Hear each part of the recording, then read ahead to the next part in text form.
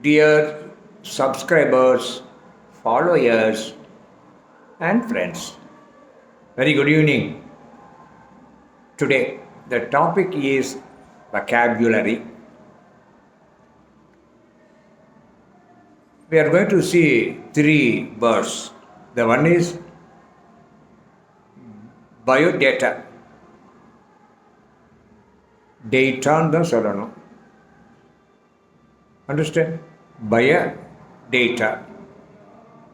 இது எதனுடைய சுருக்கம் என்று சொன்னால் பயோகிராஃபிக்கல் டேட்டா. பயோகிராஃபிக்கல் அப்படிங்கிறது வந்தது. அண்டர்ஸ்டாண்ட்? இது எதற்காக பயன்படுத்துகிறோம் என்று சொன்னால் தன்னை பற்றி விவரங்களை சொல்லுவதற்கு. பெயர், ஊர், முகவரி, வயது, பிறந்த தேதி, நாடு, இப்படி எல்லாம் ஒரு அச்சடிக்கப்பட்ட படிவத்தில் இருப்பதை அப்படியே நாம் என்ன பண்ணுறோம், விவரத்தை எல்லாம் எழுதி அனுப்புகிறோம். அதுதான் பயோடேட்டாங்கிறது. இப்படி சொன்னால் புரியும் உங்களுக்கு. இந்த ரேஷன் அட்டை வாங்குறதுக்கு, டிரைவிங் லைசன்ஸ் வாங்குறதுக்குலாம் என்ன பண்ணுறோம், ஃபார்ம்ஸ் கொடுக்குறாங்க, ஃபில்அப் பண்ணி அனுப்புகிறோம். அதுதான். அண்டர்ஸ்டாண்ட்? இப்போ புரிஞ்சு போச்சு உங்களுக்கு. அப்புறம் இன்னொன்று ரெஸ்யூமே. இதை நம்ம தப்பாக தான் வாசிக்கிறோம். Resume, okay, right. ஒரு குறிப்பிட்ட வேலைக்காக அப்ளை பண்ணுறோம் இல்லைங்களா, அப்போ கொடுக்குற பர்டிகுலர்ஸ். அந்த குறிப்பிட்ட வேலைக்கு நாம் எந்த அளவுக்கு தகுதி உடையவர் என்று உணர்த்துவதை போல அங்கே எல்லாம் எழுதணும். அவ்வளோதான். நம்முடைய கல்வி தகுதி, எங்கே படித்தோம், என்ன ஏது, இதெல்லாம்.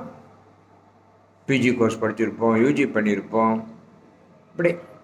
ஸோ இந்த மாதிரி எல்லாம் அதில், அதாவது ஒரு குறிப்பிட்ட வேலைக்கு நம்முடைய தகுதியை உணர்த்துவதற்கு எழுதப்படுவது ரெஸ்யூமே. இன்னொன்று இருக்குது, சிவின்னு சொல்லுவாங்க. கரிக்குலம் விட்டாய் அப்படின்றது. இது என்ன அப்படின்னா, குறிப்பிட்ட வேலைன்னு இல்லை, பொதுவாக நாம் எந்த அளவுக்கு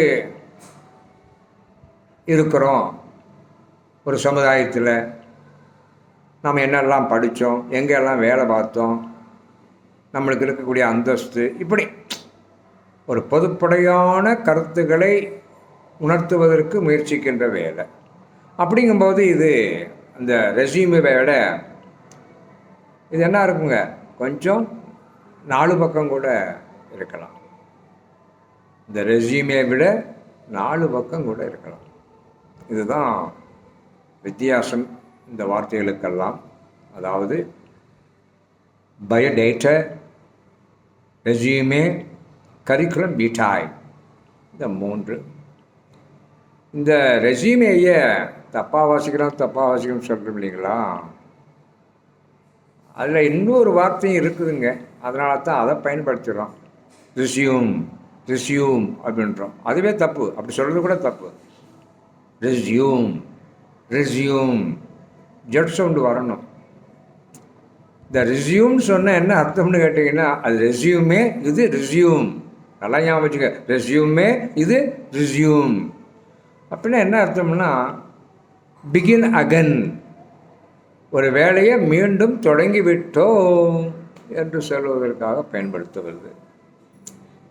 ஆகவே அன்பர்களே, if at all you want to speak in English, if at all you want to speak the English very fluently, you have to learn all this vocabulary as well as the pronunciation. When you add your pronunciation in this, and your speech will be so good enough. So I hope you understand. That's all for this day. Thank you. Bye for now.